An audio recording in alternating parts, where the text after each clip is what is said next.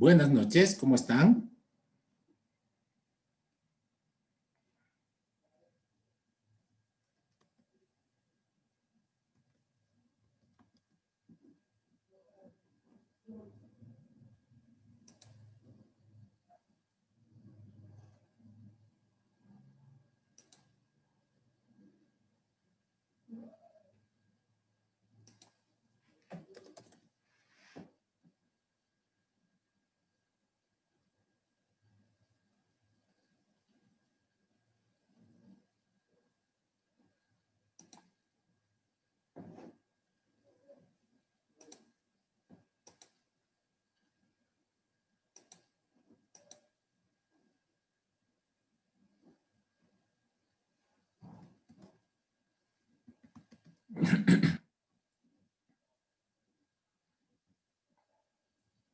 Comencemos.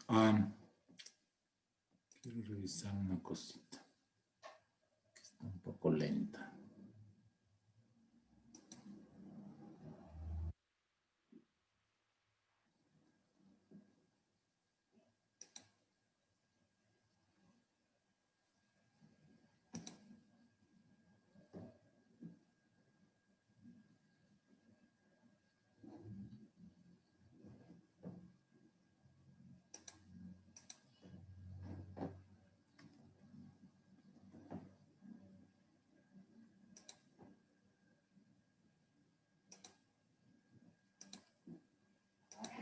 Vamos a comenzar la unidad 4.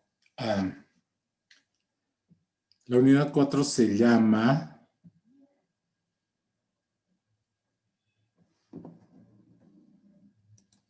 Organización del trabajo y capacidad de adaptación a la empresa.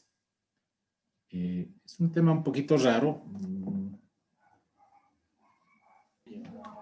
Ya les había mencionado que no estoy muy de acuerdo con la forma en la que han distribuido los temas en esta materia.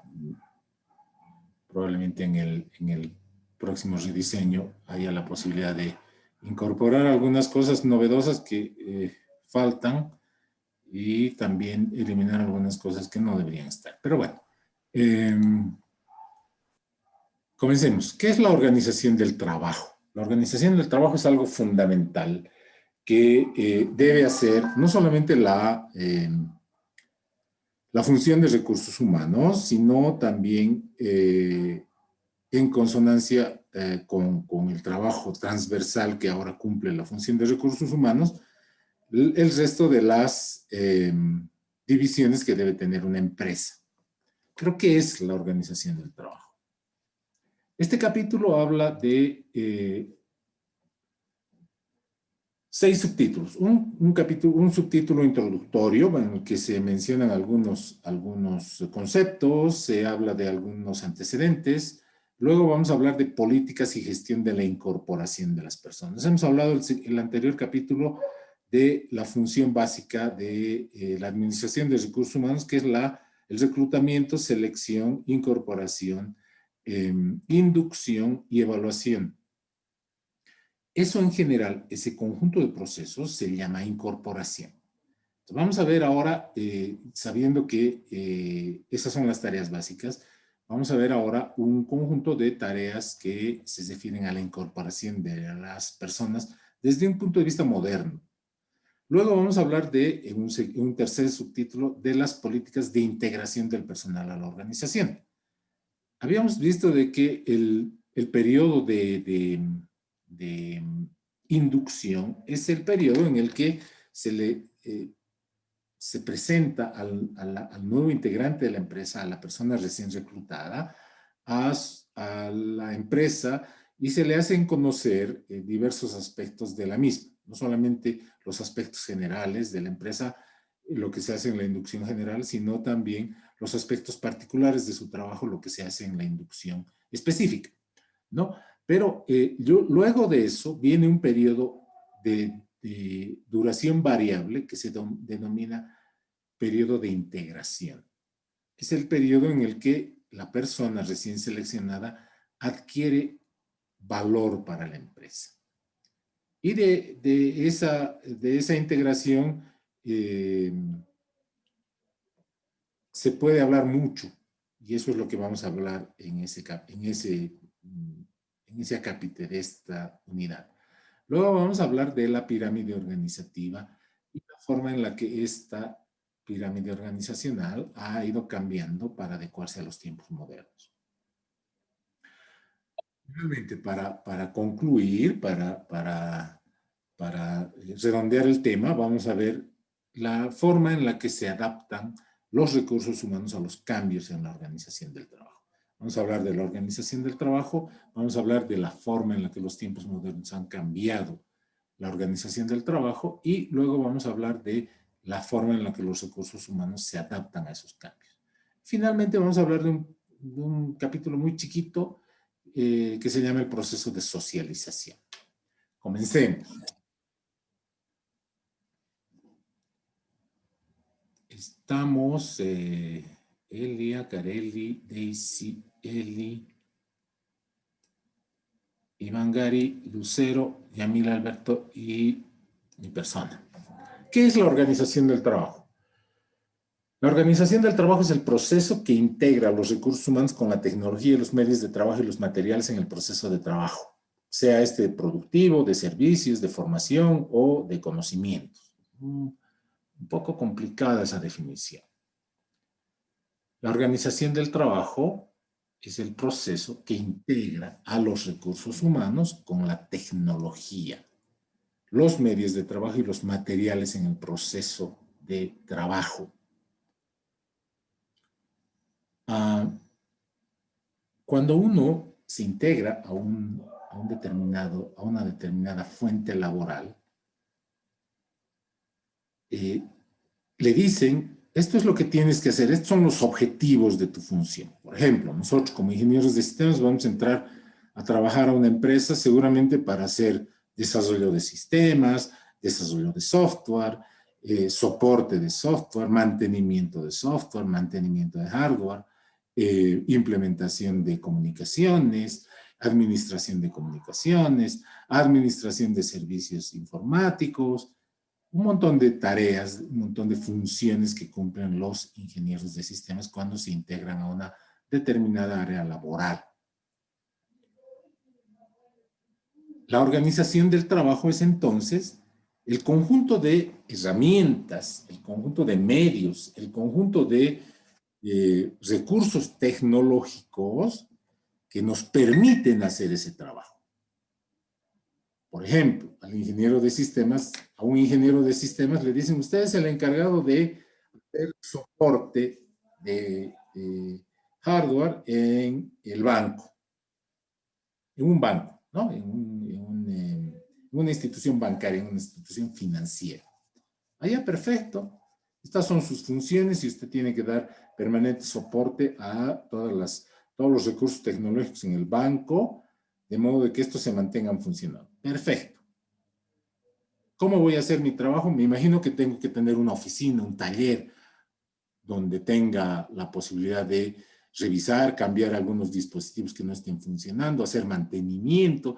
Necesito, me imagino, un equipo de diagnóstico, necesito algunas herramientas para desarmar una computadora, necesito algunos repuestos, por ejemplo, teclados, ratones, pantallas, que me permitan, cuando sean requeridos mis servicios, ir al lugar donde está sucediendo alguna falla y cambiar. También seguramente necesito engrapadores de cables, probadores de comunicaciones, no sé. Ese conjunto de cosas que me permiten hacer mi trabajo son conocidas a través de, son integradas a las tareas de la persona encargada de una determinada función a través de un proceso que se llama organización del trabajo. La organización del trabajo entonces es un proceso necesario, no solamente al principio de las funciones, sino durante el desarrollo de las funciones de un determinado cargo dentro de una empresa en el que se utilizan, se integran los recursos tecnológicos, los medios de trabajo y los materiales con el trabajo mismo. Hagamos otro ejemplo. Imaginémonos un ejemplo que siempre traigo a la mano, mis alumnos de modelos administrativos se van a acordar, es de un guardia de seguridad. Un guardia de seguridad tiene un sinfín de tareas dependiendo de la empresa. Precautelar la seguridad de los activos, precautelar la seguridad de los empleados, evitar de que personas no autorizadas ingresen al lugar de trabajo, no sé. Para que realice esas tareas, para que se realice ese trabajo, al guardia de seguridad se le deben dotar de diversos medios para que cumpla adecuadamente y eficientemente sus funciones. Por ejemplo, se le puede dotar de un arma, se le puede dotar de un uniforme, se le puede dotar de algún tipo de protección personal para evitar que en el cumplimiento de sus funciones se vea afectada su salud, se le puede dotar de un dispositivo de comunicación, pero también se le pueden dotar de aspectos tecnológicos, por ejemplo, un sistema de cámaras, un sistema de alarmas, un sistema de detección de movimientos, no sé. Además, se le tiene que dotar de materiales, ¿no? Por ejemplo, un cuaderno, un arma, ropa. ¿Para qué? Para que cumpla sus funciones. La organización del trabajo se hace mediante métodos y procedimientos que posibiliten trabajar de forma racional, armónica e ininterrumpida con niveles requeridos de seguridad, salud, exigencias ergonómicas y ambientales. ¿Para qué se hace eso? Para lograr, evidentemente, el objetivo de la gestión de recursos humanos, ¿no? Lograr la máxima productividad dentro de la empresa para ese cargo, que ese cargo en específico se convierte en algo en el que se logre la máxima productividad. La productividad se puede medir a través de la eficiencia, a través de la eficacia, a través de diversas formas de medición, ¿no? La productividad, dependiendo del cargo, se puede medir de diversas maneras. ¿Para qué? Para satisfacer las necesidades de la sociedad y de sus trabajadores. Y obviamente de los dueños de la empresa, ¿no? Las necesidades de la empresa. La organización del trabajo es entonces un trabajo interesante, un trabajo necesario en la gestión de recursos humanos, ¿no? A manera de resumen, la organización del trabajo es la manera de integrar recursos tecnológicos, medios y materiales con la realización de un conjunto de funciones que se denomina cargos dentro de una empresa. Desde el punto de vista de la gestión de recursos humanos, la organización del trabajo se logra a través de 4 aspectos. Inicialmente, primitivamente, la organización del trabajo se hacía alrededor de métodos. Los ingenieros industriales llevan una materia que se llama ingeniería de métodos.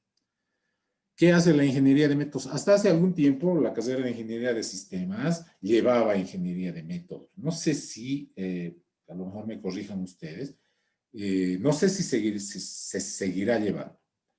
A mi juicio no debería llevarse, pero bueno, la gente que diseña los planes curriculares es la gente a veces caprichosa, pero personalmente, y esto es una opinión muy personal, no creo que el ingeniero de sistemas deba llevar ingeniería de métodos. Tal vez los ingenieros en mención de dirección de sistemas de gestión, la mención en la que ustedes están, tal vez podrían llevar, pero no lo veo necesario, ¿no? yo creo que debería estar orientada la ingeniería de métodos a una especialización, digamos. Es un campo muy propio de los ingenieros industriales. Esa primitivamente era la forma en la que se hacía la organización del trabajo, a través de la ingeniería de métodos. ¿Qué hace la ingeniería de métodos? Es un conjunto de técnicas y procedimientos que se ocupan de medir el esfuerzo, las operaciones, las actividades que una persona realiza en el cumplimiento de su función. Y está más que nada orientado al proceso de manufactura. ¿Ya? Por ejemplo, cómo es que una persona que está encargada de una línea de producción de anteojos, por ejemplo, arma los anteojos. Entonces, se fijan los movimientos, el ingeniero industrial mide los tiempos y en función de esos análisis recomienda nuevas formas de hacer que el trabajo sea mejor, más rápido, más eficiente, con menos errores, etc. Originalmente, la organización del trabajo se hacía a través de la ingeniería de métodos.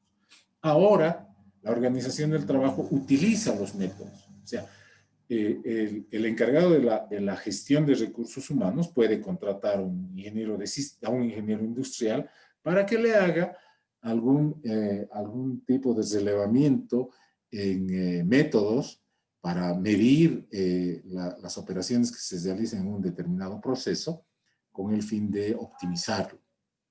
Entonces, ahora los métodos son una herramienta de la organización del trabajo. Modernamente, los métodos han sido reemplazados por los procedimientos. Los procedimientos es un conjunto de pasos que se realizan para obtener un determinado objetivo. Y esto de los procedimientos proviene de las definiciones de la ISO 9001, ¿no? La ISO 9001 es la base de los sistemas de gestión de calidad. Vamos a hablar un poquito de esto en el penúltimo tema. Los procedimientos son un conjunto de procesos escritos que describen cómo se debe realizar un conjunto de operaciones que nos permitan obtener un objetivo deseado. Por ejemplo, procedimiento para la obtención de no sé, el carnet universitario. ¿Qué tengo que hacer para obtener el carnet universitario? En alguna parte debería estar escrito, y si no está escrito, la universidad no está cumpliendo realmente su papel. Debería estar escrito el procedimiento, como para que la gente que participa de ese procedimiento lo conozca. El estudiante debe ir al tesoro universitario y comprar el derecho de carnet universitario. Con ese documento debe adjuntar la matrícula. No recuerdo qué cosas, ustedes lo saben, ustedes tienen carnet universitario y saben cómo se hace ese procedimiento. El procedimiento, entonces, en alguna parte es algo que describe paso por paso, de manera secuencial, lo más, de la manera más completa posible, los pasos que se deben seguir para conseguir un determinado objetivo.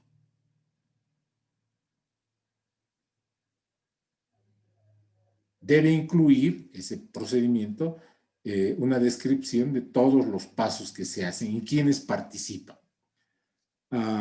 Los que han llevado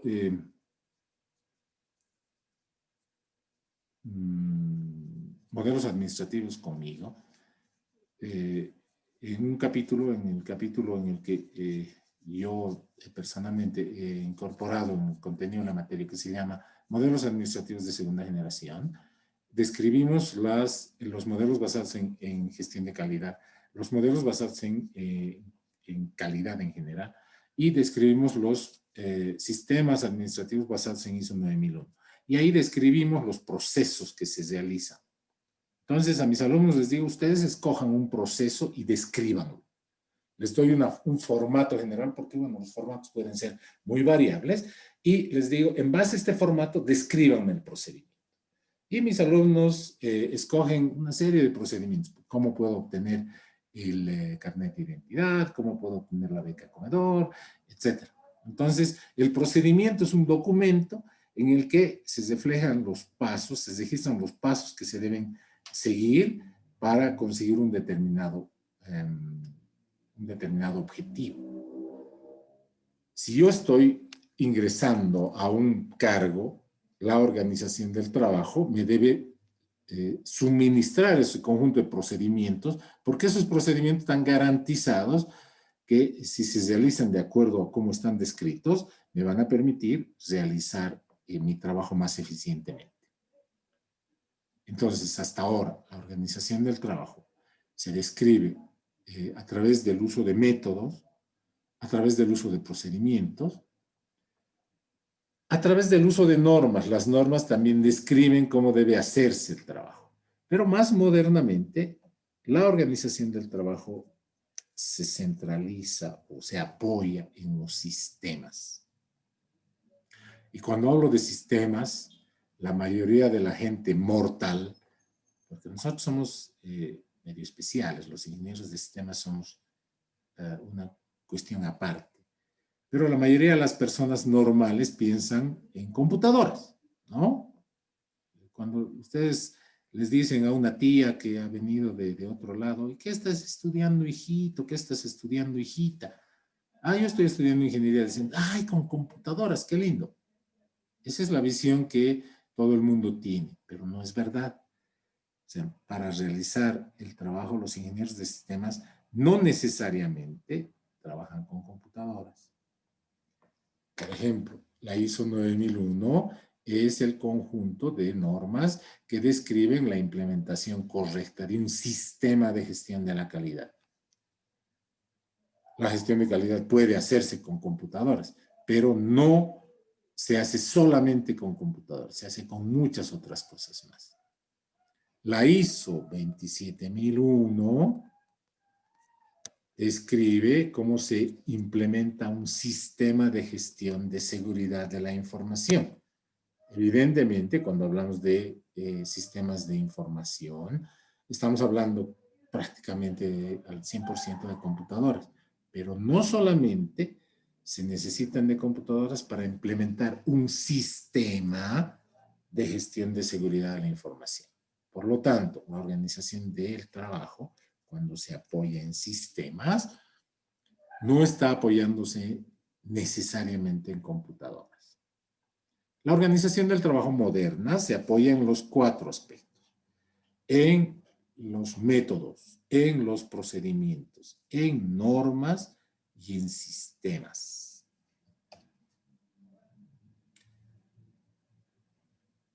¿Qué es la capacidad de adaptación a la empresa? A ver, voy a retroceder un poquito para explicar por qué vamos a hablar de capacidad de adaptación a la empresa.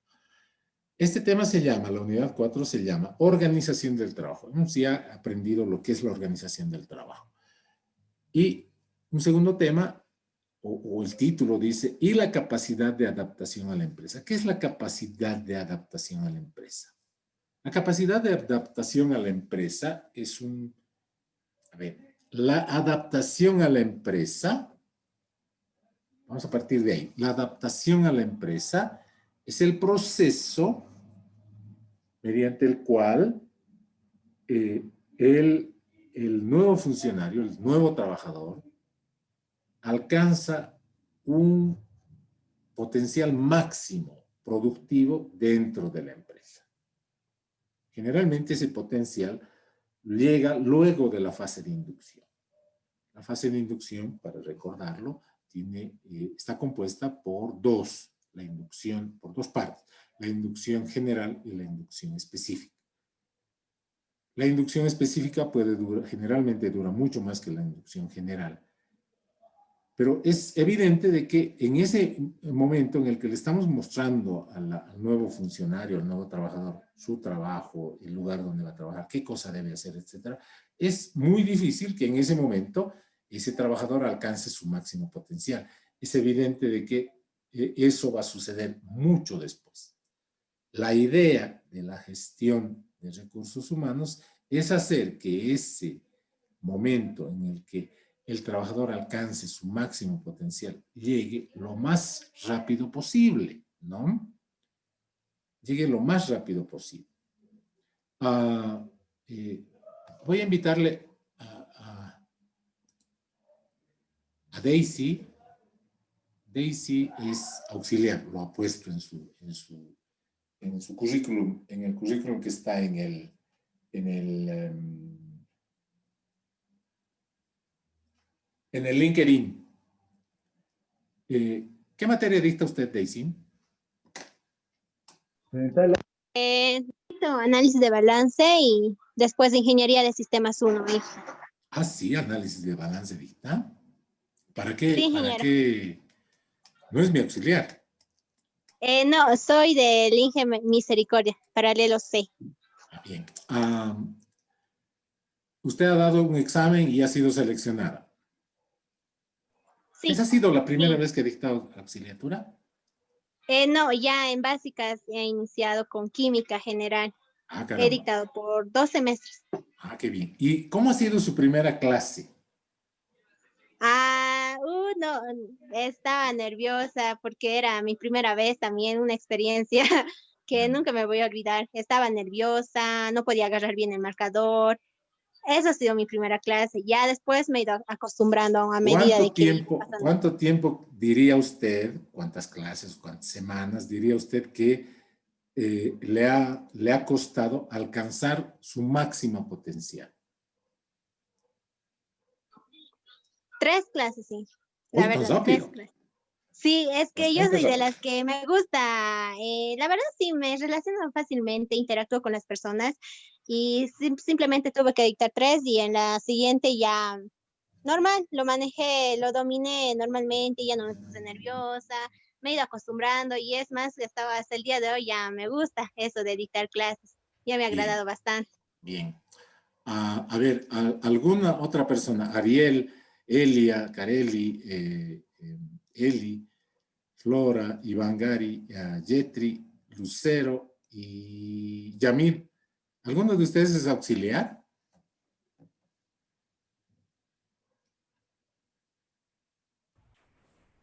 Yo, ingeniero. ¿Auxiliar de qué es usted? Base de datos, ingeniero. A ver, estoy hablando porque la auxiliatura es una relación laboral, o sea, uno entra a trabajar como auxiliar. Tiene mucha diferencia con el trabajo real a tiempo completo que van a cumplir ustedes cuando ya egresen como ingenieros de sistemas, pero como es una vivencia real, sirve para ejemplo, ¿no? Eh, ¿Cuánto tiempo ha tardado usted? ¿Cuántos semestres ya es auxiliar? Este sería, decía, mi segundo semestre, ingeniero. El Ya. anterior semestre empezado. ¿Usted diría que ya ha alcanzado su máximo potencial o le falta todavía? Yo diría que me falta, ingeniero. Ya. Eso, a diferencia de Daisy, a usted todavía, usted considera todavía que le falta llegar a su máximo potencial. ¿De qué dependerá eso? Yo pienso más o menos que sería más como la oratoria. En mi caso, he empezado sin poder expresarme bien. Es decir, se volcaba mucho temas muy básicos y triviales y no me enfocaba mucho a la clase que daba. Y Ya. como que poquito a poquito uno va agarrando la idea y va expresándose mejor. ¿Y Y cómo ha sido su no primera diría, clase? también tartamudeaba mucho, literalmente temblaba cuando escribía en el pizarrón o escribía Guay, mal inclusive. guay. ¿Y no has recibido algún cambio de auxiliar, así? No, Más no. bien mis compañeros a los que les estaba dictando la clase no eran así. Han sido Si estuvieran comprensivos. ahí, eran comprensivos. Ah, bien. Pero ahora sí ustedes, por lo menos ustedes dos, se dan cuenta y sus compañeros a través de la experiencia, se dan cuenta de lo que es la adaptación a la empresa. En el caso de ustedes no es la adaptación a la empresa, sino la adaptación al cargo de auxiliar, ¿no? Es un proceso largo, depende de muchas cosas. Es un tiempo, es un tiempo variable. De lo que se trata es de medirlo, tratar de medirlo. O sea, en administración, la idea es medir todo, porque hay una máxima que dice, no puedes administrar aquello que no puedes medir. O sea, es un principio básico de la administración. En modelos administrativos yo hago mucho énfasis en que el proceso administrativo solamente funciona, solamente existe si es que los objetivos son medibles, ¿no? Si es que yo puedo darle metas a mis objetivos, puedo hacer administración. Si el objetivo no es medible, ningún proceso administrativo va a tener éxito. Entonces, la idea en general en administración y gestión también por ende, porque la gestión es un paso más allá de la administración, la idea es hallar formas de medir. Si yo puedo medir algo, voy a poder administrarlo. Si no puedo medir algo, va a ser muy difícil administrarlo. Entonces, la capacidad de adaptación a la empresa sería una forma, idear una forma de medir ese proceso mediante el cual las personas alcanzan su máximo potencial dentro de un determinado trabajo. He notado que, me imagino que por fallas de comunicación, entran y salen para que no tropiecen con el problema de que no los aceptes, he anulado la sala de espera, van a poder entrar directamente. Ese proceso en el que, ese tiempo en el que el trabajador alcanza su máximo potencial es muy variable. ¿De qué depende? Depende de varios factores, entre ellos, fundamentalmente de la complejidad del trabajo, ¿no? El ser auxiliar, como lo ha dicho Yamil, y también lo ha ratificado Daisy, depende de una cosa muy importante, la capacidad de expresar lo que uno piensa, la capacidad de expresión oral. Es una habilidad, es una competencia moderna, la capacidad de expresión oral. ¿Qué pasó? Aquí está, expresión oral. Puede ser que una persona tenga muy buenas ideas, pero si no es capaz de expresarlas a través de la voz, las ideas se van a quedar en su mente, ¿no? Esa capacidad de expresión oral en algunas personas es una habilidad casi natural, pero evidentemente nadie, ni Daisy, ha debido nacer hablando. Es muy posible, las mujeres, a diferencia de los varones, dicen, y lo he comprobado, demoran mucho menos tiempo en aprender a hablar, porque las mujeres están más relacionadas con el hemisferio izquierdo del cerebro y el cerebro, nosotros, los seres humanos es como si tuviéramos dos cerebros, ¿no? El cerebro izquierdo y el cerebro derecho. En realidad tenemos uno solo que está dividido en dos hemisferios, pero son tan diferentes que prácticamente valen como si tuviéramos dos cerebros. En el caso de las mujeres, el cerebro izquierdo está mucho más desarrollado que el derecho. En el caso de los varones, el cerebro derecho, que es el encargado del raciocinio, de la capacidad de comprender elementos abstractos, está mucho más desarrollado. No quiere decir que en las mujeres no exista. Y al revés, no quiere decir que nosotros los varones no sepamos hablar. Simplemente Dios nos ha dado un poquito más de esto y a las mujeres les has dado un poquito más de esto como para que nos complementemos, ¿no? Entonces es evidente que esta capacidad de expresión oral, que es fundamental para que un auxiliar realice bien su trabajo, puede favorecer en algunos casos a las mujeres.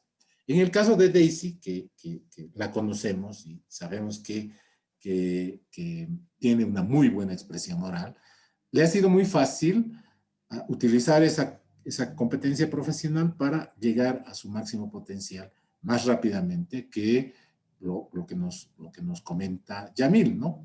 Que ha tenido que aprender a desarrollar herramientas para expresión oral.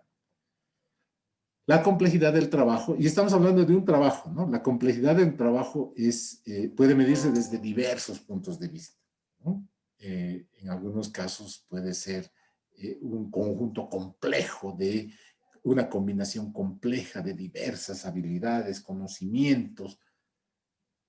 En algunos otros casos puede ser un conocimiento muy específico de una cosa fundamental, de algo muy, muy particular, ¿no? O sea, en algunos casos es importante saber una cosita, pero saberla muy bien.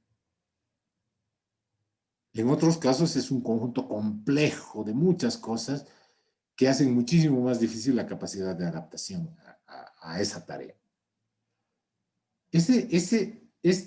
La complejidad del trabajo proviene generalmente de un aspecto, una combinación de aspectos internos y aspectos externos. La complejidad del trabajo ya viene dada por el trabajo, pero la capacidad de adaptarse proviene de competencias y destrezas que tengamos internamente. Para Daisy, que naturalmente ella nos ha comentado que en su vida ha desarrollado una buena capacidad de expresión oral, le ha sido más fácil adaptarse a ese trabajo. Para alguien mucho más tímido, digamos, y no estoy diciendo que a mí lo sea, utilizar desarrollar esas habilidades, esas destrezas es mucho más complicado, ¿no? Yo he comentado con muchos de mis alumnos, muy buenos estudiantes, y les digo, anímese, generalmente, a mí me gusta mucho que mi mejor alumno de un semestre sea, o trate de serlo, mi auxiliar el siguiente semestre, ¿no? Y los exhorto a aprender, a inscribirse en los exámenes. Y muchos de ellos me dicen, no, Inge, no, la auxiliatura no es para mí, pero porque no, yo no puedo hablar en público. Pero usted es muy bueno, o sea, conoce muy bien la materia, etcétera. No, Inge, no, yo me pondría nervioso ahí. Entonces, si ustedes se fijan, la complejidad del trabajo tiene dos aspectos, ¿no? La complejidad misma del trabajo y la capacidad de desarrollar por parte de una persona las habilidades suficientes para comprender y anular esa complejidad externa del trabajo. Otro factor que dificulta o facilita la adaptación a la empresa es el ambiente laboral. El ambiente laboral es el conjunto de relaciones que se establecen de manera informal dentro de una empresa. Vamos a hablar en el siguiente capítulo de lo que es el ambiente laboral. Entonces, un ambiente muy hostil, un ambiente muy beligerante, un ambiente muy competitivo, puede hacer que la capacidad de adaptación a la empresa sea mucho más difícil, ¿no? Sea mucho más difícil. Les comento como experiencia personal.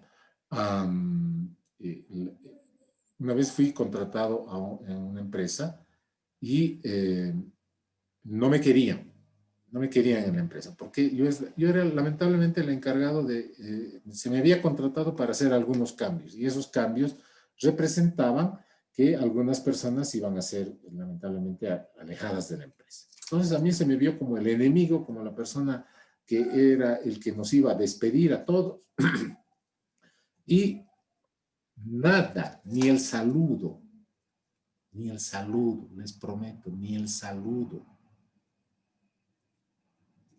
Yo traté de cumplir mi trabajo y me ha sido muy, muy difícil el realizar mi trabajo porque la adaptación a la empresa en ese caso no provenía de mi persona, digamos, ¿no? Provenía de la forma en la que se desarrollaba las relaciones informales dentro de la empresa. Eso puede ser un aspecto que dificulte la adaptación a la empresa o también la facilite, ¿no? Si estamos en un ambiente muy amistoso, muy colaborativo, etcétera, la adaptación a la empresa puede verse favorecida, puede ser mucho más rápido. En el caso de los auxiliares, el ambiente laboral puede provenir, por ejemplo, no sé, se me ocurre, o sea, no sé si todas las carreras serán iguales.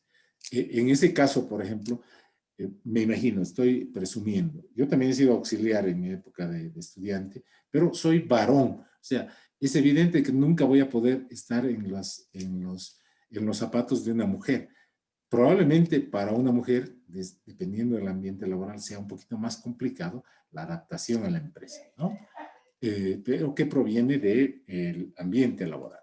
Otro aspecto que puede dificultar o facilitar la adaptación a la empresa, que contribuye a que el tiempo de adaptación a la empresa, porque hemos dicho que lo que vamos a tratar de hacer es medir la adaptación a la empresa para determinar qué factores pueden hacer que ese tiempo, que es variable, sea menor, ¿no? Es el conjunto de riesgos que pueden estar inmersos dentro de la realización de un determinado cargo. Y cuando estoy hablando de riesgos, no solamente me estoy refiriendo a los riesgos a la vida, sino también a los riesgos a la salud, ¿no? No es lo mismo trabajar en una empresa en la que permanentemente arriesgamos la vida, por ejemplo, en la policía, en los bomberos, imagínense lo que han estado viviendo las enfermeras, los conductores de ambulancias, el personal de apoyo en hospitales durante esta pandemia, ¿no? O sea, evidentemente los riesgos hacen de que la adaptación a mi cargo y la adaptación a la empresa se prolongue por más tiempo de lo que se había planificado originalmente. Y finalmente, la adaptación a la empresa depende inexorablemente de las aptitudes y de las actitudes. He tenido muy buenos alumnos, y a muchos de ellos, a casi todos, los he exhortado a que se presenten a los exámenes de auxiliatura para ser auxiliar. Muy pocas veces me ha tocado, generalmente no me piden a mí que tome los exámenes, ¿no? Generalmente son otros, los docentes de los otros paralelos los que se encargan de tomar los exámenes, porque yo valoraría mucho el calificar, el incluir dentro de los criterios de calificación aspectos como las aptitudes y las actitudes. ¿Qué son las aptitudes? Son las características naturales, propias y desarrolladas de una persona que lo hacen suficientemente capaz para desarrollar un cargo con éxito. O sea, por ejemplo, para ser auxiliar, la primera aptitud que necesitamos que esté bien desarrollada es el conocimiento pleno del tema, tanto desde el punto de vista de los conocimientos que se necesitan como de las destrezas que se necesitan, ¿no? Por ejemplo, Yamil me imagino que sabe hacer este pase de datos, me imagino que debe saber hacer muy bien los procesos de identificación de elementos que deben ser descritos en una tabla, por ejemplo, los procesos de formalización, normalización de bases de datos, lo debe conocer. Entonces es evidente de que esa aptitud hace de que su capacidad de adaptación a la empresa sea mayor. Pero también está el otro campo, este campo un poquitito más subjetivo, el de las actitudes. Como les decía, he tenido muy buenos alumnos que se han sacado muy buena nota, 80, 90, no sé. Y les he dicho, ¿por qué no se presenta al examen de auxiliatura? No, y que no sabe que, yo me pongo nervioso cuando voy a hablar. Me pongo muy nervioso cuando voy a hablar. Pero no, pues esa es una actitud, o sea, desarrolle usted una actitud positiva. Probablemente, a ver, le toque que el examen sea escrito. No va a tener que hablar nada, pero después cuando dicte clases, ya va a ser otra cosa, pues en la primera clase lo arruinará, tartamudeará, etcétera. La siguiente a lo mejor lo mismo. A la tercera, a la cuarta, a la quinta, a la sexta, ya va a ir desarrollando algo que es importante. La capacidad de expresión oral, eso se desarrolla fácilmente. No, y se sabe que no. Preséntese, no, bueno, ya yo no puede agarrarlo de la mano y ir a pagar su derecho de postulación y dárselo el examen. Ya no se puede hacer eso, ¿no? Entonces,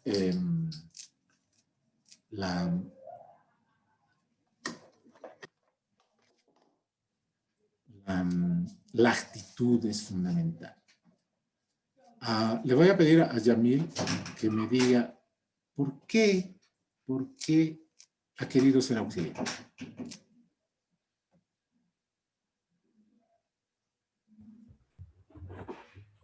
Pregunta un poco difícil de responder, ingeniero. ¿Por qué? En primera, yo no tenía en síntesis la capacidad, ¿no? De enseñar, ni tampoco a los ojos de mis compañeras que lo saben bien, me veía como una persona capaz de enseñar, digamos. Se podría decir que tal vez por superación, me he puesto yo tipo, un objetivo y he dicho, si es que en algo me va a servir, entonces puedo ser auxiliar en el hecho de poder expresarme mejor y especializarme en un tema. Ajá. Interesante. Redondeando mucho eso sería más o menos, ingeniero. Daisy, ¿usted por qué ha querido? Bueno, Daisy creo que ha sido auxiliar desde que estaba en kinder, ¿no? Kinder, Inge.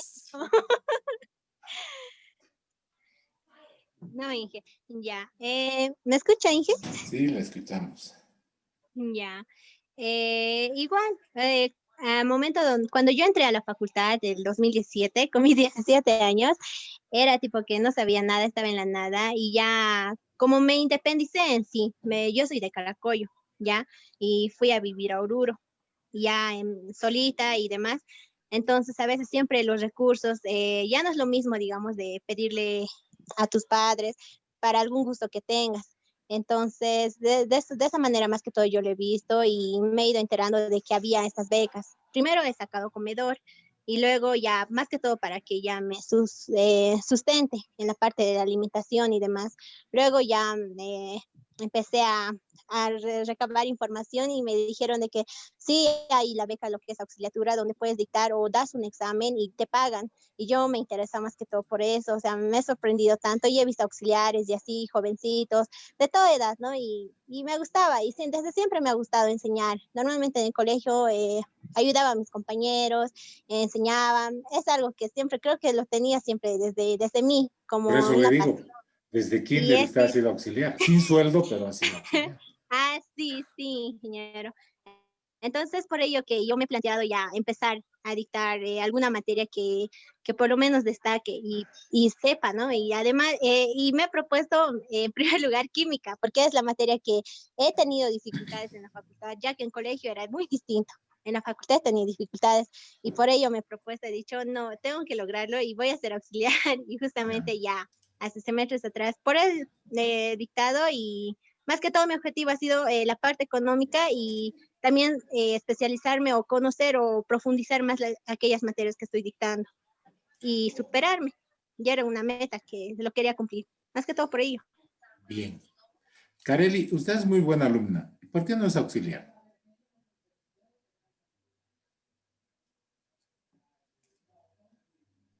Disculpe, ingeniero. Usted es muy buena alumna, al menos en mis materias. No ha sido una mala alumna. Digo. ¿Por qué no es auxiliar?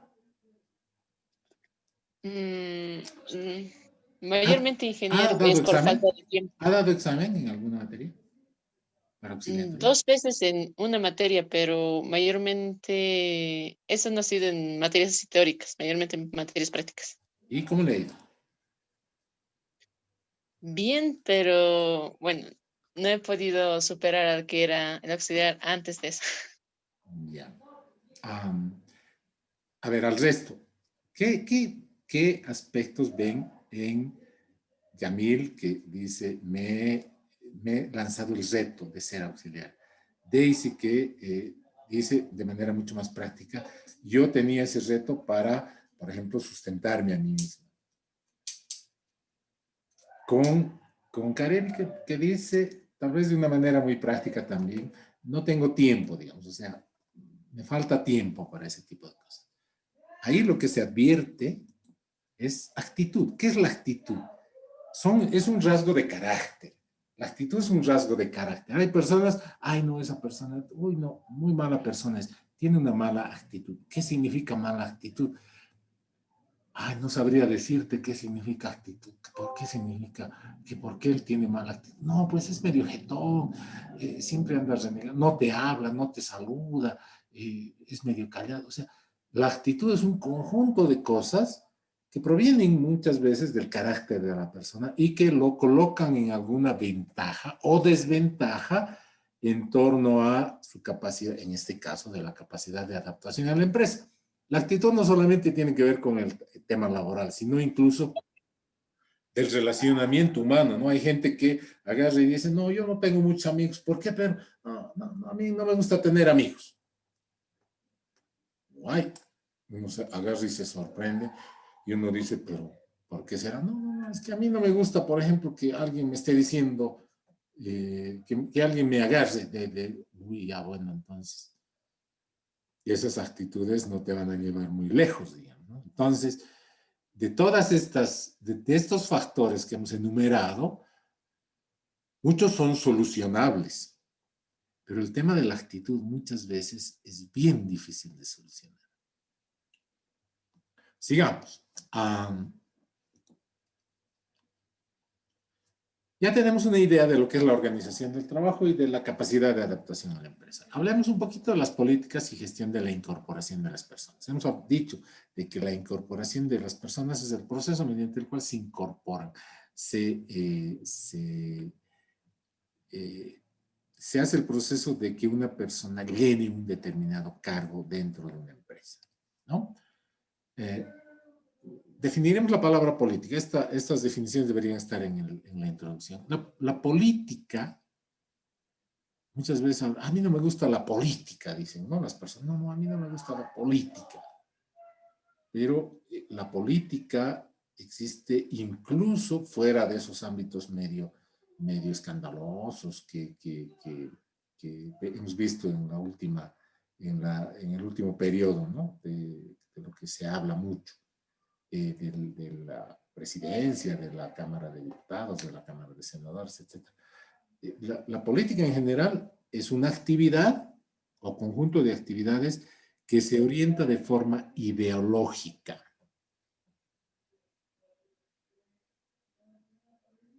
Y esa ideología es la que se fundamenta o se utiliza para los procesos de toma de decisiones de un grupo en el camino de alcanzar ciertos objetivos. Por ejemplo, una empresa puede tener la política de comprar boliviano. Una empresa puede tener la política de utilizar insumos bolivianos. Y lo dicen, esta empresa compra boliviano. Y eso es una política. ¿Por qué? Porque está fundamentada, es una actividad orientada de forma ideológica. ¿Por qué compras boliviano? No, porque a mí me gusta favorecer a mi país. Ah, bueno, esa es tu ideología. Esas son tus ideas.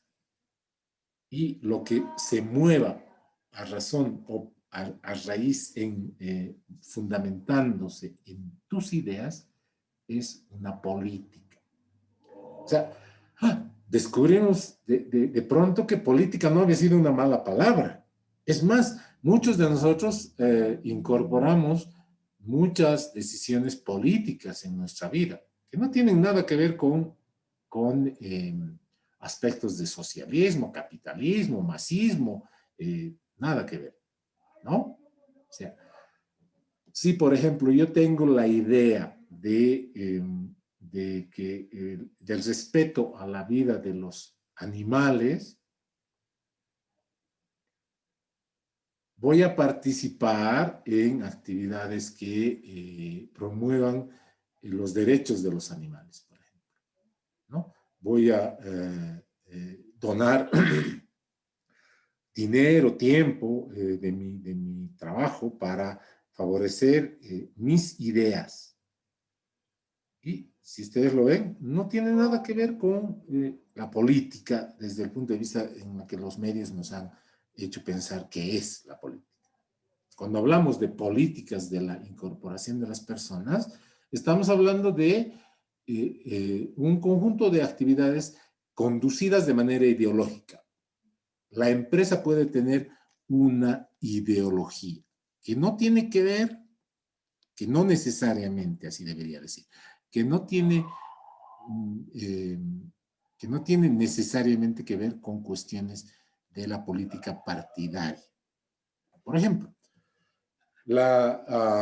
he sido yo gerente de una empresa en la que se me ha encargado el desarrollo y gestión de un montón de cosas muy importantes que permitieron el desarrollo muy acelerado de esa empresa, ¿no? Así se me ha contratado, para eso se me ha contratado. Y afortunadamente lo he logrado, ¿no? He tenido éxito en ese proceso y he retribuido el interés que ha tenido que han tenido los dueños de la empresa al momento de contratar. Y como gerente he impuesto ciertas ideas dentro de la empresa que han sido el motor para su comportamiento. Por ejemplo, hemos impuesto a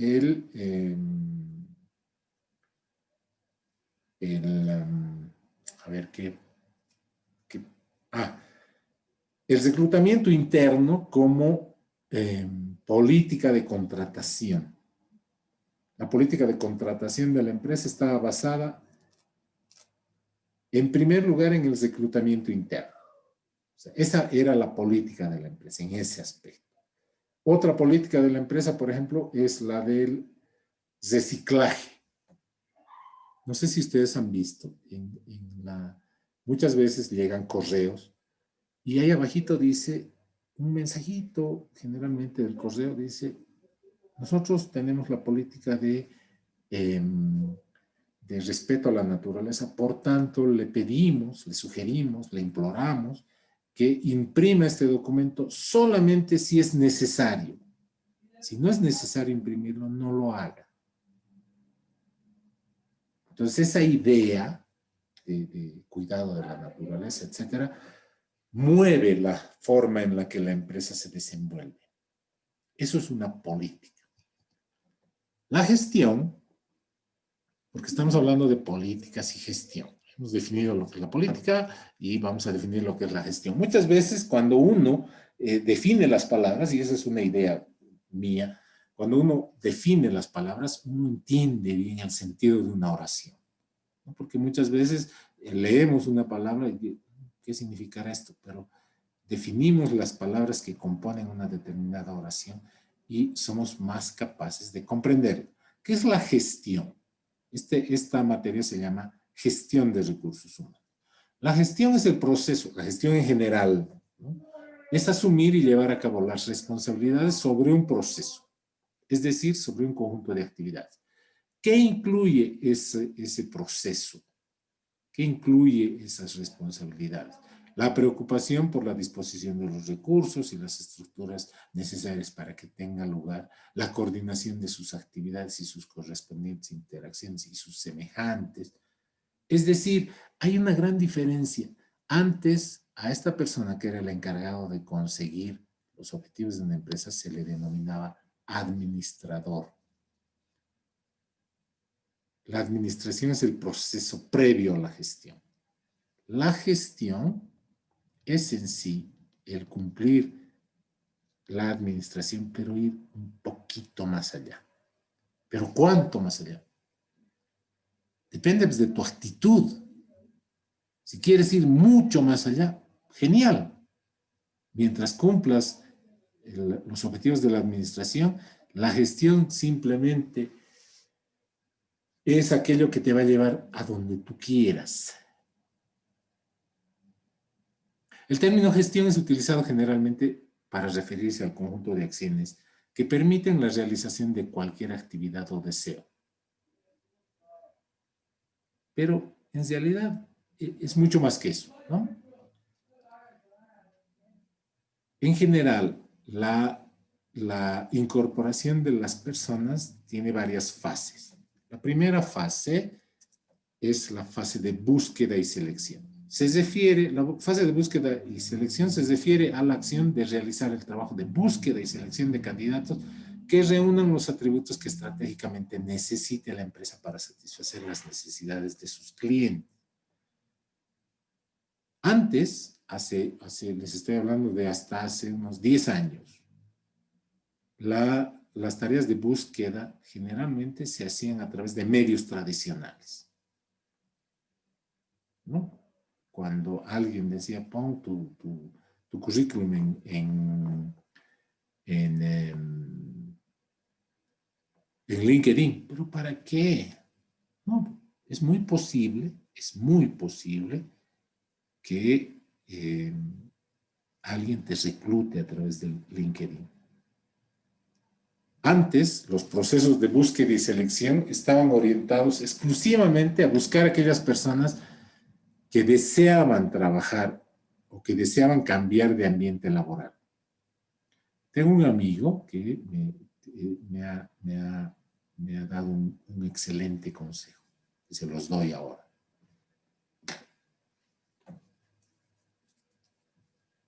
El hecho de que estés trabajando no implica que no busques trabajo. O sea, el hecho de que estés trabajando no implica el hecho de que no busques trabajo. Medio contradictorio. Si tengo trabajo, ¿para qué voy a buscar otro trabajo?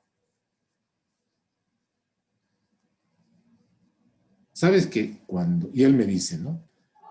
Cuando no tienes trabajo, vas a aceptar el trabajo que te den. Si no tienes trabajo, vas a aceptar el trabajo que te den. Si tienes trabajo y estás buscando trabajo, vas a encontrar el trabajo que te gusta. ¿Por qué? Porque si te dicen, mire, aquí tenemos un trabajo para no sé, les pasé un requerimiento laboral para un administrador de mantenimiento de un data center, ¿no? Ese pasado por el WhatsApp.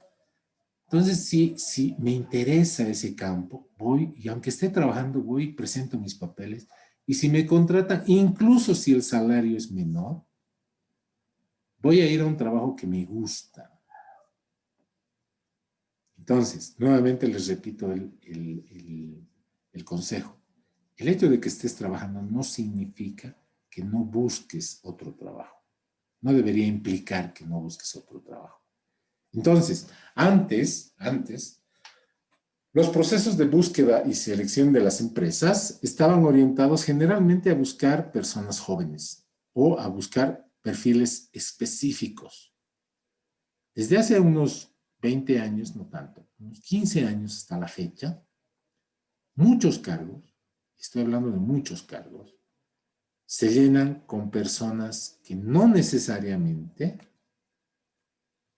corresponden al perfil inicialmente buscado. ¿De qué estoy hablando? Tengo un amigo, Adolfo Fernández, es gerente de sustentabilidad de una empresa gigantesca en Chile. El encargado de sustentabilidad tiene que ver mucho con sistemas de gestión de calidad, sistemas de seguridad industrial, etc. Pero él es veterinario. O sea, su título profesional es de veterinario. ¿Y cómo es que has llegado a ese campo? Le digo. No sé. Un día me han contratado porque el proyecto que estaban haciendo en esa empresa tenía mucho que ver con fauna. O sea, estaba haciendo un trabajo y tenía mucho temor de que el proyecto afecte temas de fauna dentro de la región de impacto.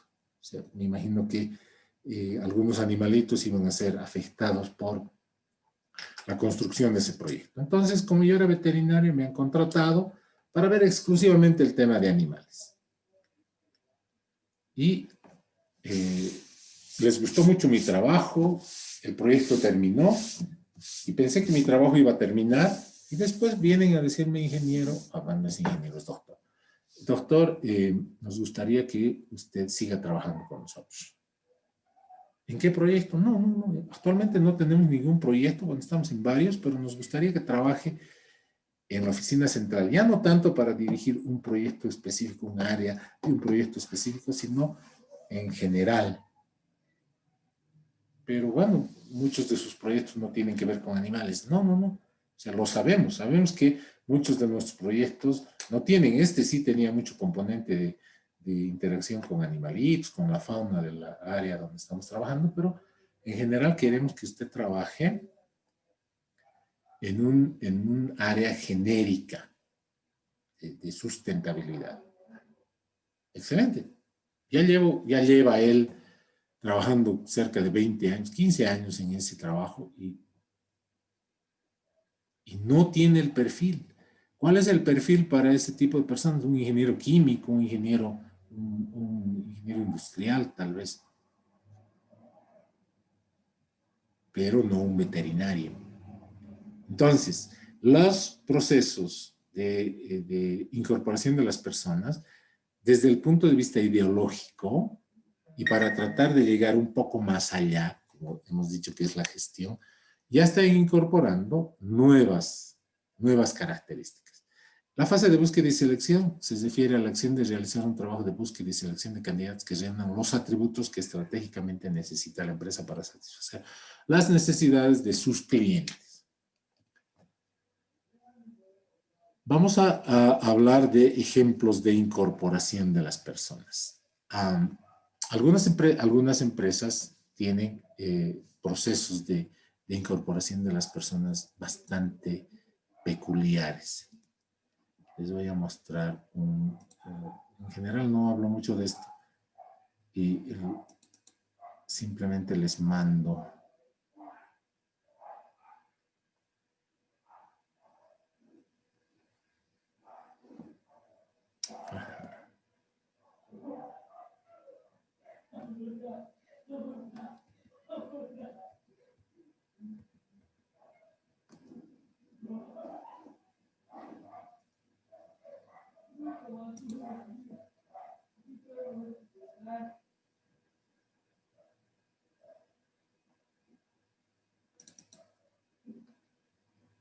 Estoy buscando un documento por si acaso. Si no aparece nada en la pantalla, es que no estoy mostrando nada.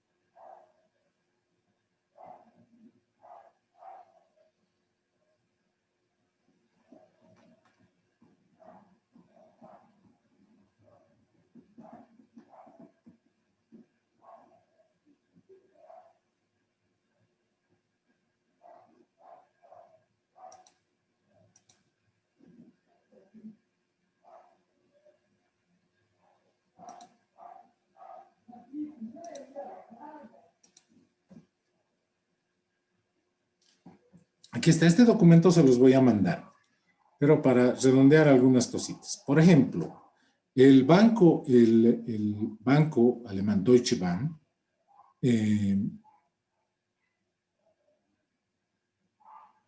hace para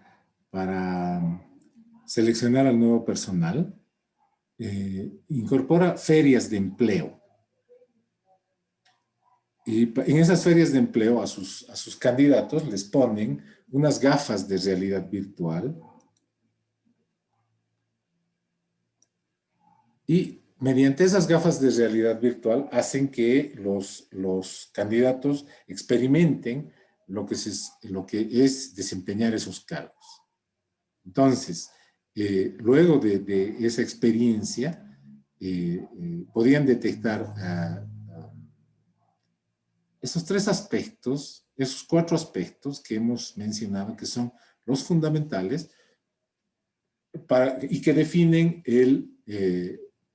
la adaptación a la empresa, ¿no? Entonces, las empresas modernas buscan medir de alguna manera más objetiva la presencia o ausencia de esos factores intrínsecos que están dentro de las personas y que pueden dificultar su capacidad de incorporación a su empresa, ¿no? Heineken es una empresa de cervezas, se sintió muy interesada en detectar, identificar el talento. Ya les había comentado que actualmente las empresas están orientándose a la contratación de psicólogos para desarrollar la función de recursos humanos, porque se entiende de que un psicólogo es la persona más idónea para detectar algunas cosas subyacentes dentro de las personas, ¿no? Dice, Heineken inventó un método completamente innovador y alejado de todos los cánones establecidos para el proceso de identificación del talento. Generar ciertas situaciones para que el candidato se sintiera incómodo. Incluso algunas que se daban situaciones en las que se producía algún tipo de peligro. ¿Qué hacía que la empresa en sus procesos de selección de personal generaran que el candidato se sintiera incómodo o que se sintiera en peligro? Hacía que afloren las actitudes. Lo que habíamos comentado hace un rato con Yamil, con Carelli, con Daisy, ¿no? ¿Quién es el seleccionado? El candidato que mejor se desenvuelve en ese aspecto, ¿no? Los exámenes de auxiliatura generalmente tienen 2 partes, ¿no? En algunos casos los docentes por flojos no utilizan las 2 partes. Uno es el examen escrito que permite determinar si el candidato auxiliar sabe la materia. Se le da un conjunto de ejercicios bastante difíciles y si el estudiante es capaz de resolverlos, se sabe que tiene la capacidad para dictar materia. Pero después viene un examen en el que se mide la capacidad de expresión oral. Se le pide que dé una clase. Y se mide la forma en la que la capacidad de expresión oral, su oratoria, su dominio de pizarra, etc. Yamil nos ha caracterizado muy bien lo que sufre un auxiliar cuando entra a dictar sus primeras clases. Se equivoca, tiembla con el marcador, etc. Es eso, pero la idea es de que ese tipo de cosas se pueden superar, se pueden desarrollar. Entonces, la idea de Heineken es desarrollar esas situaciones que generalmente se presentan en el trabajo para que el candidato se sienta incómodo o incluso sienta que está en peligro. Y obviamente ahí afloran las actitudes y aquellos que mejor se desenvuelven son los mejores capacitados. Un ejemplo más. Unilever es una empresa que produce muchos productos de belleza fundamentalmente, ¿no?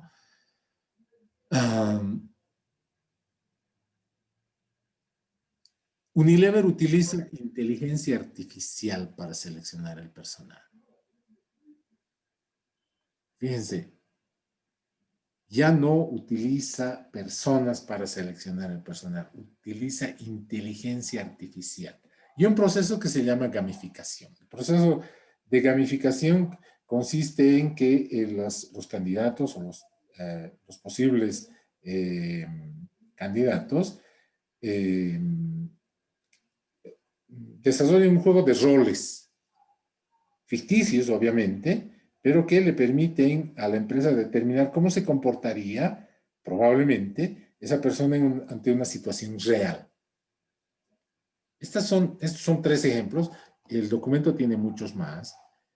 Habla de la Telmagia, de L'Oreal, de IKEA, de los ejércitos y fundamentalmente uno que está a la par, que está a la vanguardia, Google. ¿Qué utilizan? ¿Qué medidas utilizan estas empresas para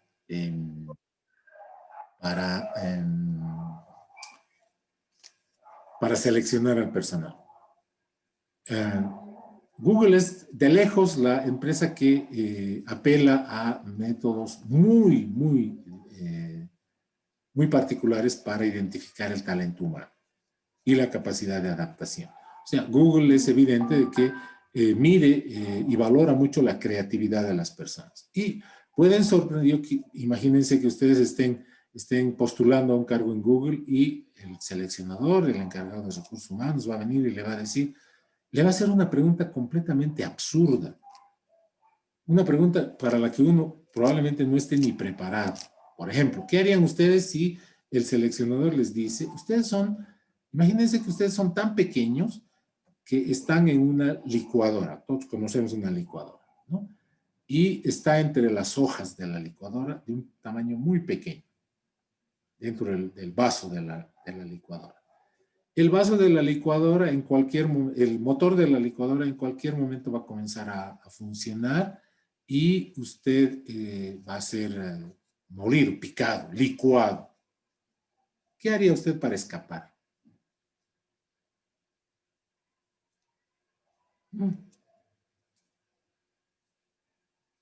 Y lo que están esperando es que usted responda a esa pregunta. Y uno puede responder, pues, qué sé yo, no sé. ¿Qué responderían ustedes, por ejemplo, si les hacen esa pregunta? Ustedes imagínense que tienen un tamaño muy pequeño, de modo que entran en una licuadora y están ahí entre las cuchillas de la licuadora y el motor en cualquier momento va a comenzar a funcionar. ¿Qué harían ustedes para escaparse? ¿Qué haría usted para escaparse de la posibilidad de morir picado por esas cuchillas?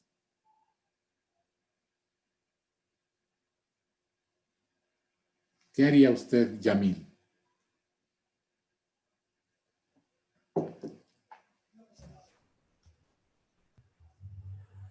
Si fuera tan pequeño, entonces me iría por abajo de las cuchillas porque hay un pequeño espacito ahí donde uno podría entrar si es que es muy pequeño. Ya. En ese trabajo en el que he estado casi 10 años, me ha tocado, porque la empresa no era muy grande, no tenía un departamento de recursos humanos. Trabajábamos más o menos en unas 45 personas. En algún momento hemos llegado a crecer hasta 52, 53 personas.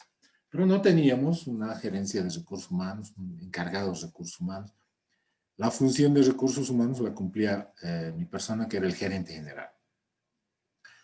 Y tengo todavía un par de buenas amigas que trabajan en una empresa que se llama Ética. Les ha de sorprender que de Ética les mande muchos avisos de contratación, muchos avisos de reclutamiento, porque me mandan, son mis amigas y me mandan, en algún momento les he colaborado mucho cuando requerían para un proceso de recursos humanos la presencia de un ingeniero de sistemas. Y ellas me han me han comentado, me han enseñado algunas herramientas para la selección de recursos humanos. Y no se sorprendan ustedes que cuando vayan a pedir trabajo, les pregunten cosas muy raras, hasta extrañas, digamos, ¿no?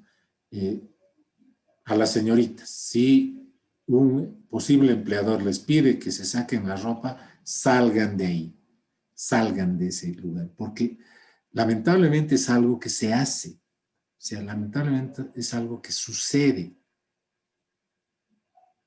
Yo no creo que el hecho de que a una persona le pidan que se saque la ropa mida algún tipo de capacidad para adaptarse al trabajo, ¿no? Eso es simplemente una desviación o el intento de tratar de aprovecharse de su situación del encargado de recursos humanos. Pero puede ocurrir que les diga, me gustaría que usted cante una canción. No, es que no sé cantar. Cante una canción. Aunque no sepa cantar, quiero que cante una canción. Ese procedimiento será adecuado, o será un capricho del encargado de recursos humanos. Si el encargado de recursos humanos es una persona muy seria y le pide que cante, ¿ustedes cantarían?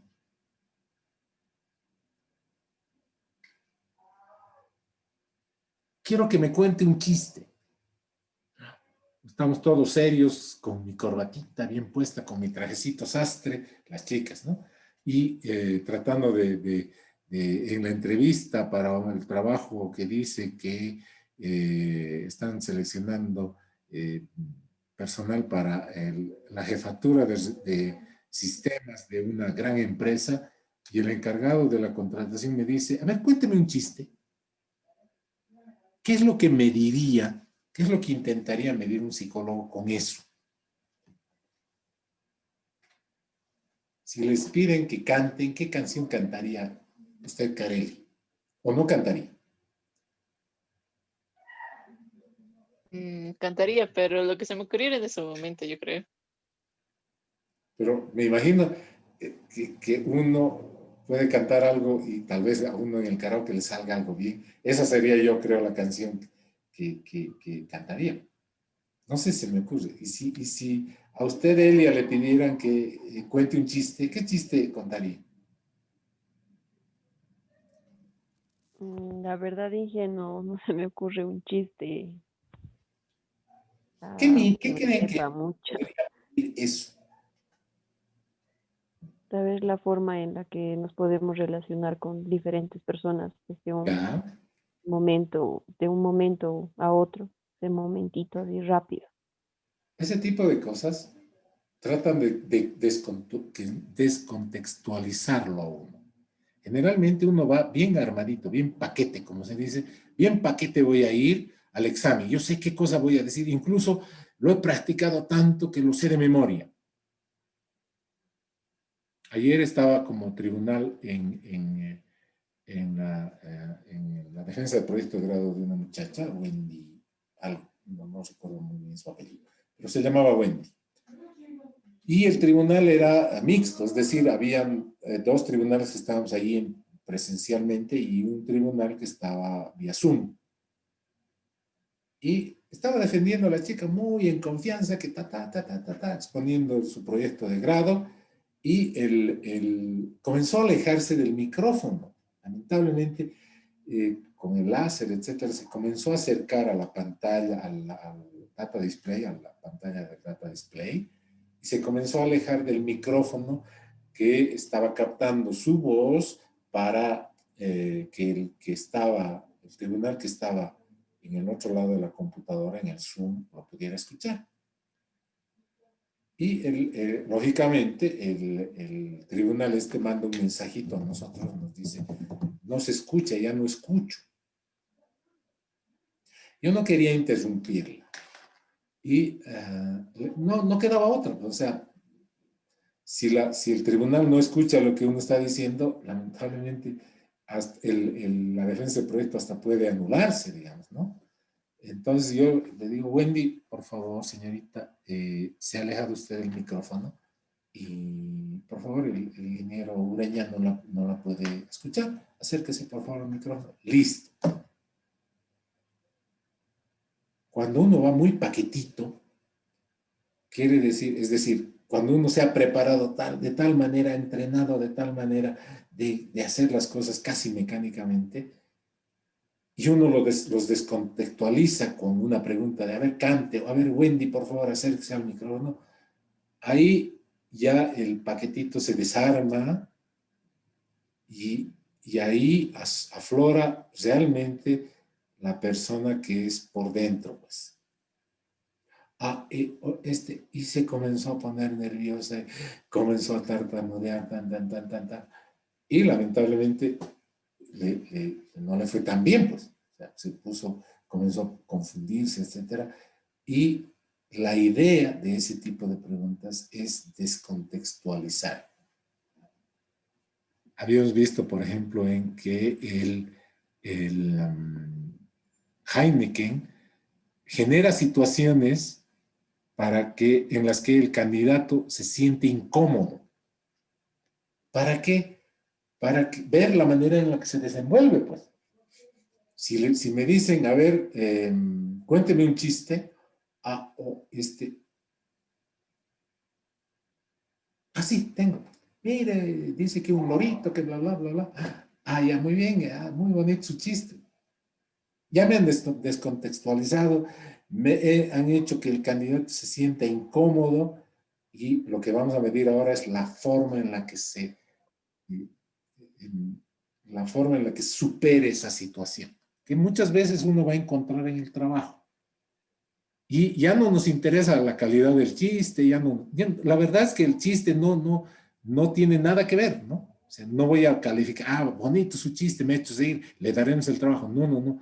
Lo que se intenta con eso es que medir la forma en la que la persona se desenvuelve en esa situación incómoda. Entonces, prepárense, chicos, les pueden decir muchísimas cosas, pero un consejo, en especial a las señoritas, ¿no? Si en algún momento les dicen que tienen que venir con minifalda o que tienen que venir salvo que sea para modelar medias, ese trabajo no es para ustedes. Si les insinúa alguna cosa que no es correcta y que para ustedes no es correcta, es preferible que hagan, ¿sabe qué? Discúlpeme, lo siento mucho, no quiero este trabajo y se salga, porque trabajo hay mucho, hay harto trabajo. Y entrar a un trabajo sacrificando parte de su honorabilidad no es un trabajo, porque es obvio que esa situación va a volverse a repetir y va a volverse a repetir. Pero también preparándolas para lo que pueda suceder. Pueden decirles a ustedes, a ver, cuénteme un chiste, póngase a cantar, cánteme una canción. Y no van a medir si usted canta bien o canta bonito, o entona bien. No, porque no es un concurso de karaoke. Simplemente las están poniendo incómodas para ver cómo es que salen de esa situación. Si su actitud, ¿se acuerdan de la actitud? Hemos dicho que es la parte más importante, ¿no? Y nos lo ha demostrado Yamil, que dice, no, yo he dicho que quiero ser auxiliar y lo voy a intentar y lo he intentado y lo he logrado. Ese es el aspecto más importante. La actitud muchas veces es mucho más grande que el conjunto de todas las situaciones y obstáculos con los que tengamos que afrontar para llegar a nuestro máximo potencial. Entonces, ese tipo de preguntas que forman parte de las técnicas modernas de incorporación de las personas son naturales, son recursos que los psicólogos disponen para tratar de medir el potencial de las personas. Hasta aquí, ¿alguna pregunta?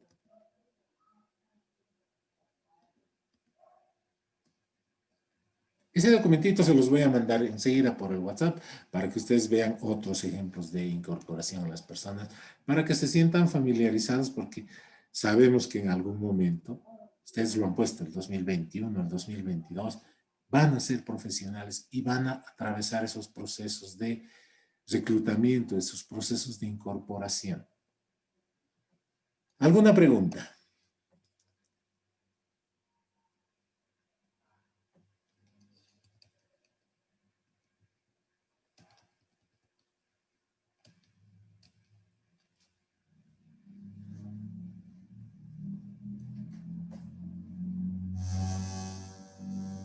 La capacidad de adaptación de una persona a la empresa viene dada por un proceso que se llama integración.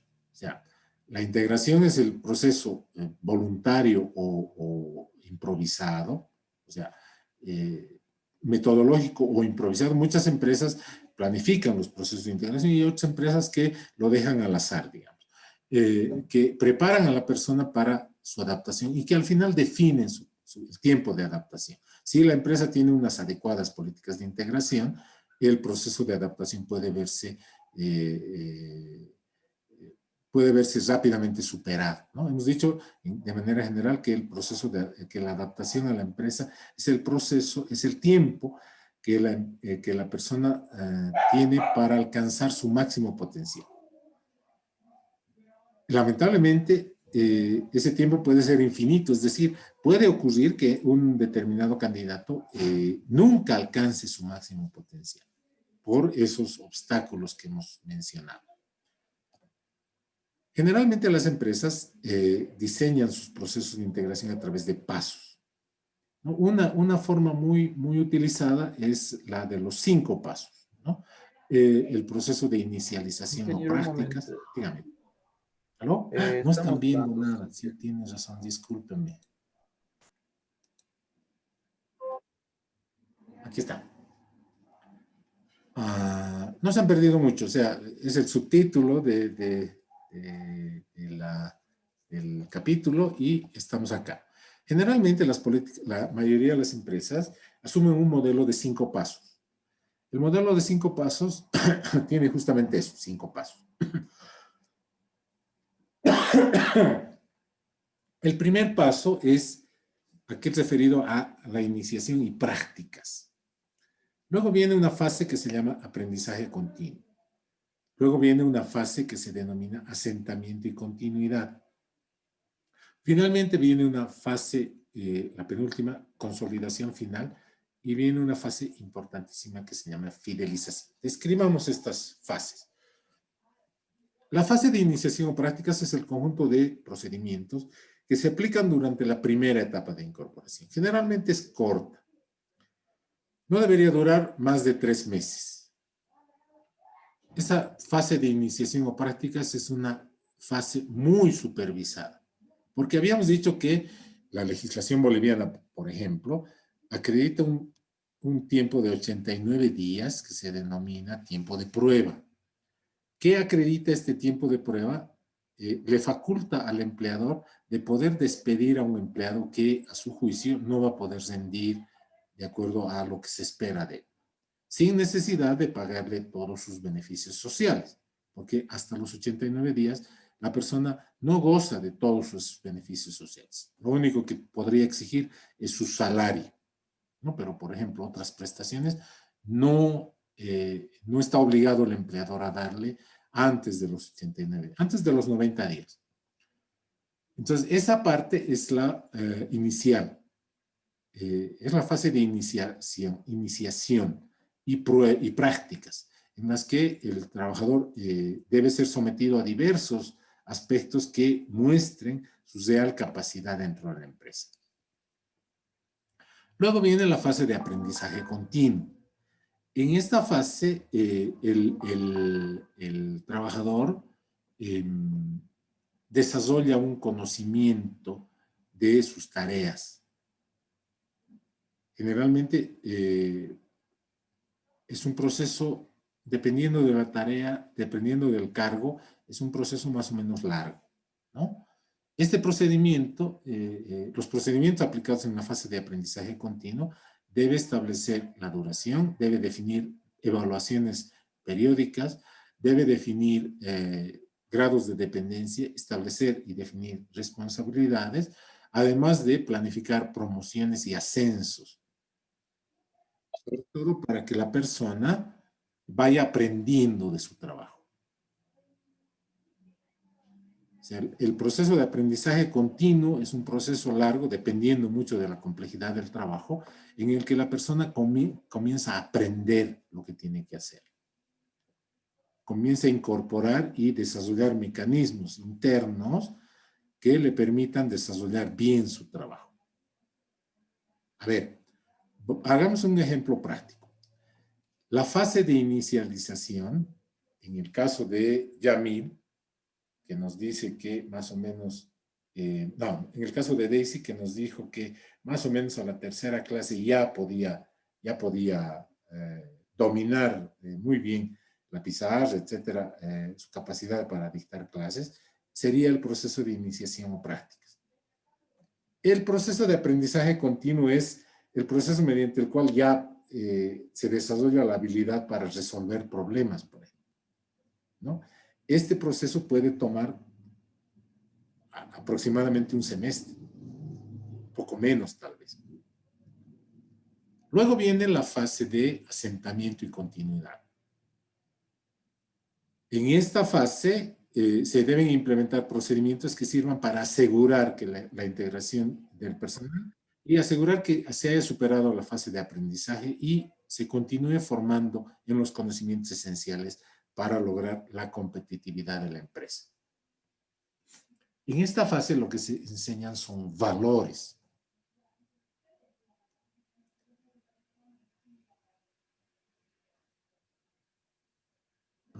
Y esto me lo van a confirmar ustedes.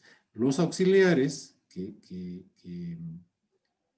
recién están aprendiendo son generalmente más bonitos que los auxiliares que ya han desarrollado durante mucho tiempo su trabajo. ¿Por qué es eso? Los auxiliares que recién están aprendiendo su trabajo son generalmente más bonitos que los auxiliares que ya tienen bastante tiempo en su trabajo. ¿Por qué es eso? ¿Por qué creen que es eso? Daisy, ¿usted es una auxiliar bonita o malita? A ver, un poco de lo de ambos, ¿no, Inge? Porque si voy a ser una auxiliar bonita, también se van a aprovechar. Entonces es lo malita. Yamil, ¿es usted un auxiliar bonito o malito? Me considero un auxiliar bonito a comparación de los auxiliares que he tenido y tengo, ingeniero. ¿La auxiliar de la materia es bonita o malita?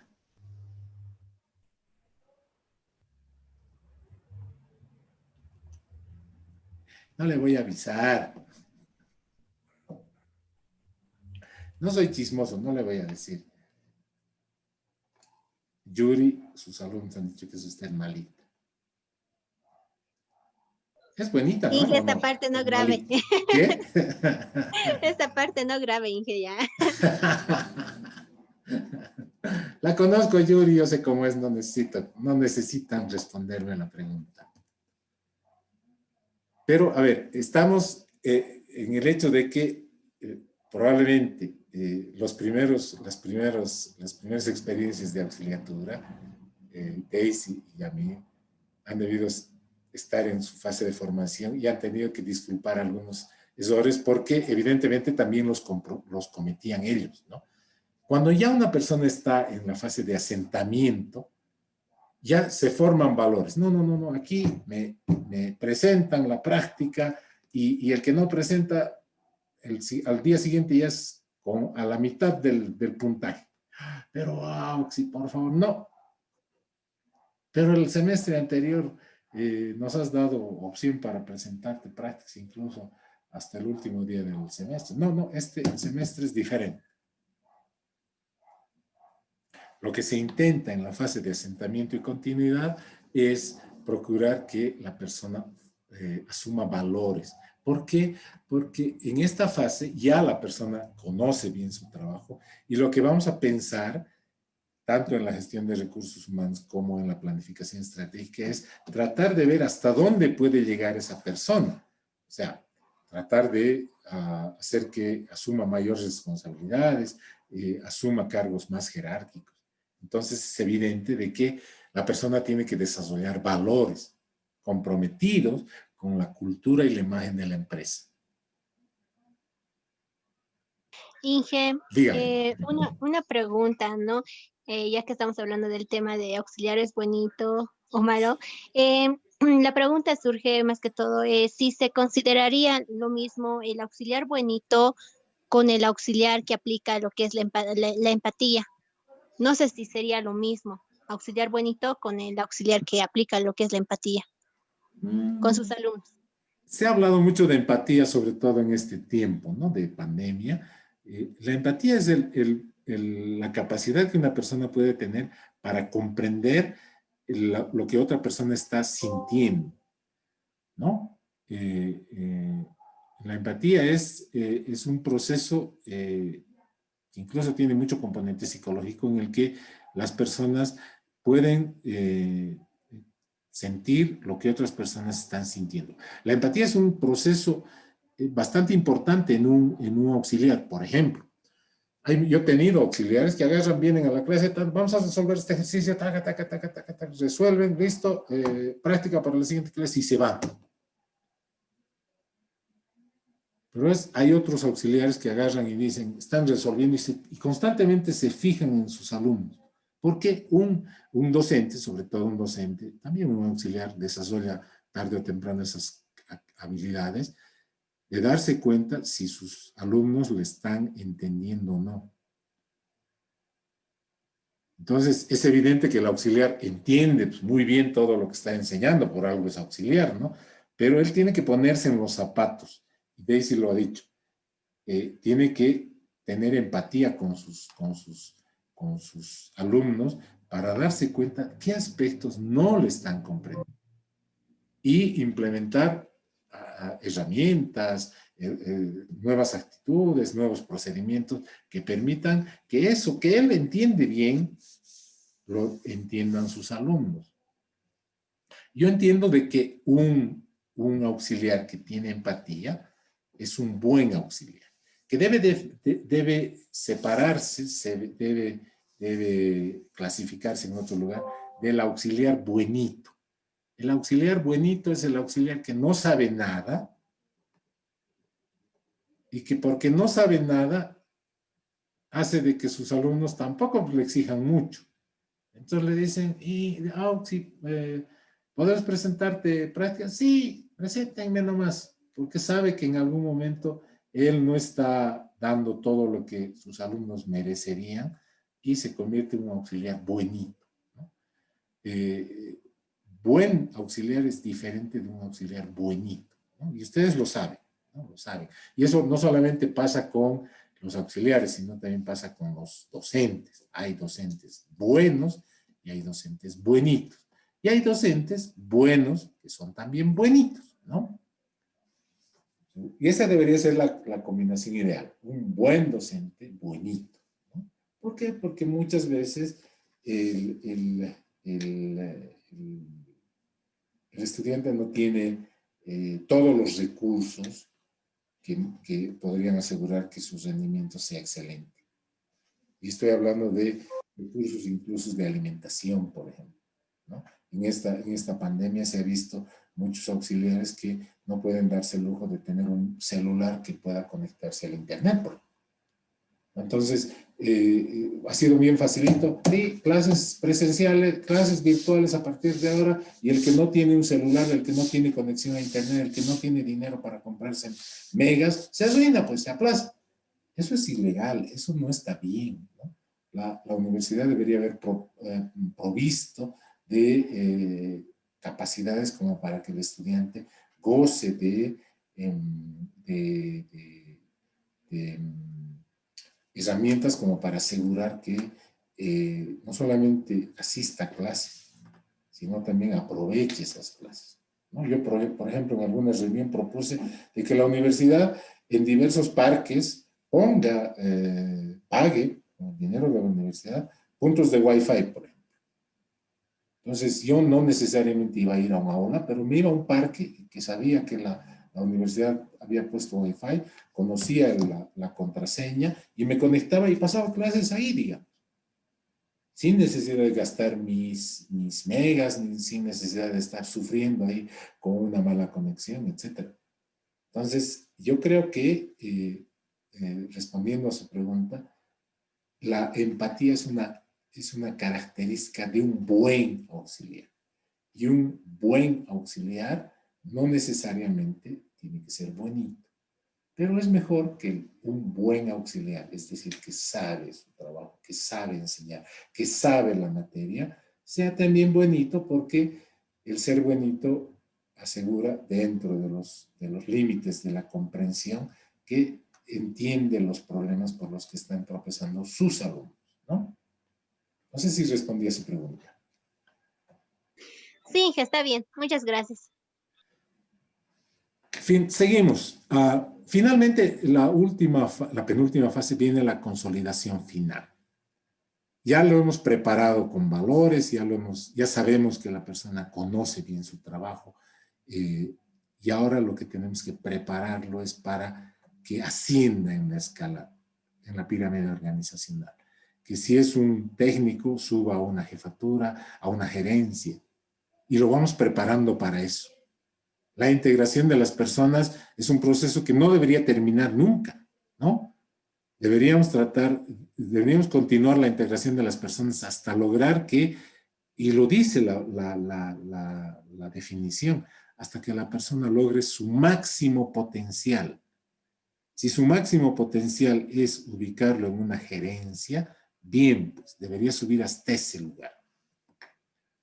El problema es que cuando invertimos en preparación, en formación, corremos el riesgo de que la persona busque otro trabajo, ¿no?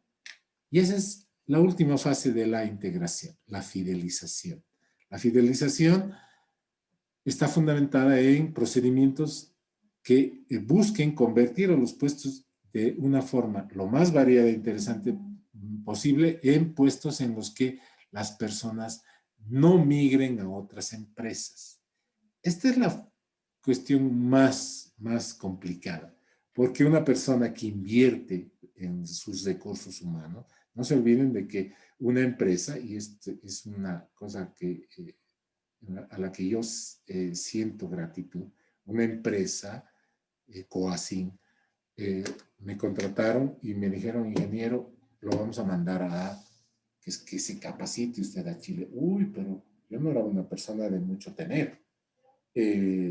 O sea, sí tenía, mis papás me solventaron mi educación, etcétera, pero no era una persona con mucho dinero, ¿no? Entonces he ido y le digo al dueño de la empresa, sí, me gustaría, pero, o sea, lamentablemente no puedo darme el lujo de ir a vivir a Santiago. Podría ir una semana, pero 3 meses no creo. No se preocupe, la empresa va a pagar. La empresa va a pagar su transporte en avión hasta Santiago, va a pagar su alojamiento durante 3 meses, no va a estar en un hotel de 5 estrellas, vamos a alquilar un departamento amoblado y usted y otros 4 chicos que se están yendo de aquí, de Bolivia, van a vivir ahí, y también le vamos a dar, usted va a gozar de su salario y le vamos a dar un bono especial para que usted pueda alimentarse, porque el nivel de vida en Santiago es un poquito más elevado que aquí. Ah, ya, pues qué lindo, gracias, me voy pues. Pero ¿qué pasaría si invierten dinero en mí? Vengo con mis cartoncitos, con mis papeles, con mis nuevas competencias profesionales y les digo, chao, chao, me estoy yendo a trabajar allá al frente, porque allá al frente me pagan un poquito más o tengo un trabajo que me gusta más.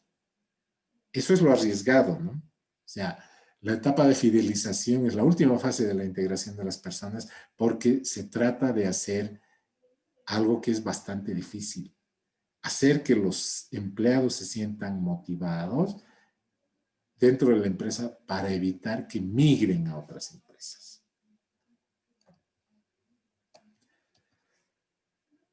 Hemos concluido los 3 primeros capítulos de la unidad 4.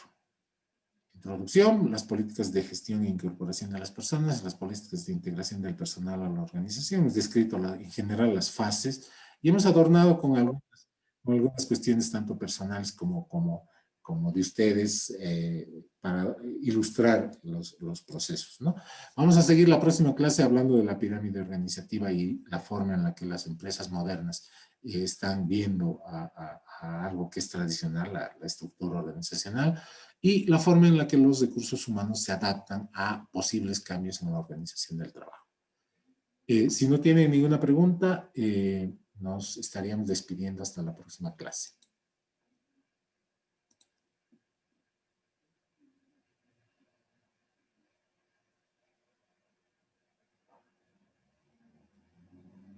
¿Ninguna? Ya saben, jóvenes, actitud. Actitud es la palabra. Hasta luego, jóvenes y señoritas. Hasta luego, ingeniero. Hasta luego, Inge.